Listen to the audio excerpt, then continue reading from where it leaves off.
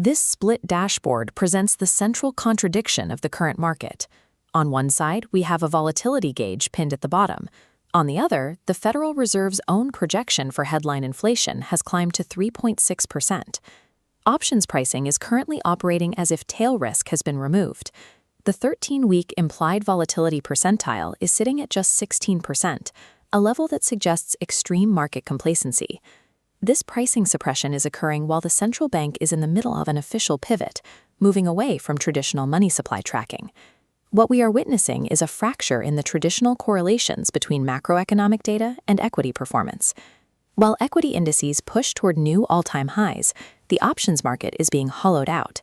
Premium sellers are finding it increasingly difficult to locate meaningful yield for the risks they are assuming. The market appears to be prioritizing central bank liquidity over the hawkish reality in fixed income. For standard option sellers, this creates a dangerous environment where the return no longer justifies the margin. This disconnect isn't just a theoretical observation. It has a very specific, actionable symptom in the pricing of standard 16 delta SPX options. To see the paradox in real time, we have to look at the August 62-day to expiration SPX 694 put. At a 16 delta, this contract is currently yielding a premium of only $5.25. Locking up trading capital for over 2 months to collect $5 is mathematically inefficient. It assumes a level of market stability that the underlying macro data simply does not support. We're going to deconstruct the mechanics behind this IV crush and then map out the negative delta structures required to navigate this shift. The 16 delta paradox requires traders to stop thinking in terms of simple premium collection and start planning for a structural normalization of risk. To understand why the equity and options markets have diverged, we have to start with the Federal Reserve Chair's most recent policy declarations. Powell has explicitly committed to an ample reserves regime, signaling that the Fed has no immediate plans to significantly drain liquidity from the banking system. This commitment changes the game for macro traders. It effectively sidelines models that predicated a market downturn on a shrinking money supply. Large institutional players reacted to this shift by immediately closing out positions that bet on higher volatility from balance sheet tightening. In one instance, a 600-contract block of ZQ Fed funds futures was liquidated as soon as the ample reserves language was confirmed. This withdrawal from volatility-sensitive trades helped trigger a structural bull flattener across the Treasury curve. This chart shows the flattener in detail. The 6-month and 1-year yields spiked by 52 basis points as short-term expectations tightened, even as the long end of the curve began to dip. That dip on the long end created a strong rally in long-duration bonds, with the TLT ETF gaining 1.14% in a single week, as yields cooled off at the 20- and 30-year marks. This hawkish tilt at the front of the curve drove up the US dollar index, as higher short-term rates increased the attractiveness of the greenback. But the most important metric for options traders is the 10-year real yield. It has climbed 28 basis points year to date, pricing in a persistent high-rate environment. In the fixed income market, the data is being followed.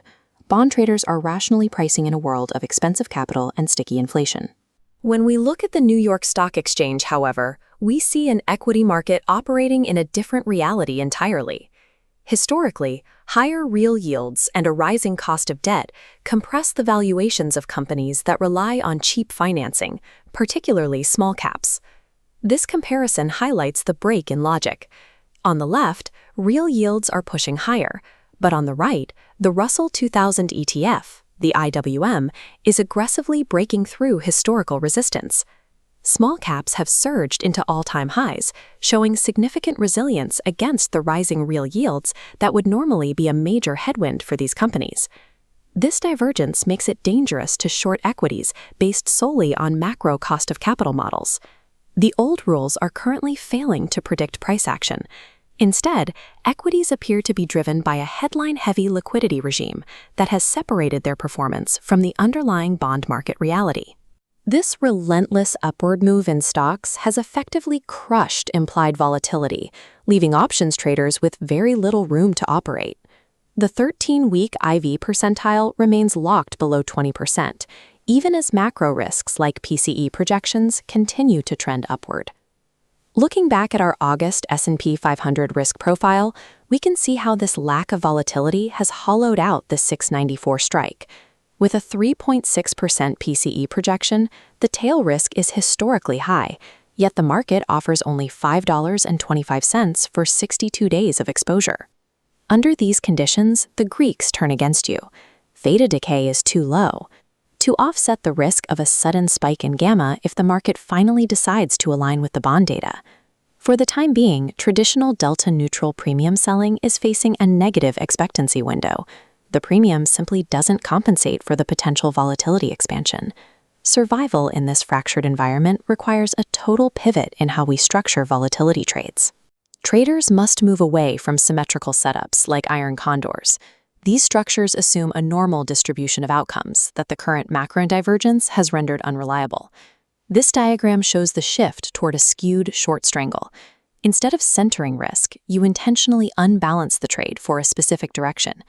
The goal is maintaining a net negative delta bias, acknowledging that fundamental economic pressure from real yields is downward. This positioning is designed to capture profit when the volatility cycle eventually turns and cross-asset correlations begin to normalize. You aren't betting on a crash. You're betting that the current divergence cannot hold indefinitely. In an ample reserves regime, the skewed short strangle with negative delta is the most mathematically robust way to manage risk. The Fed's ample reserves policy has structurally shifted balance sheet expectations, removing one of the primary drivers of market volatility. This has triggered a significant cross-asset divergence. Real yields are surging as the Treasury curve flattens, yet small-cap equities continue to hit record highs. The result is a 16% IV percentile that has made traditional 16 delta premium selling a losing proposition in terms of risk to reward. The mandate is clear. Keep your ZQ trades closed, monitor that 10-year real yield, and pivot toward negative delta volatility plays to navigate this paradox. We will continue to track this divergence as the inflation data evolves. Subscribe for the next macro update to see when these correlations finally begin to snap back.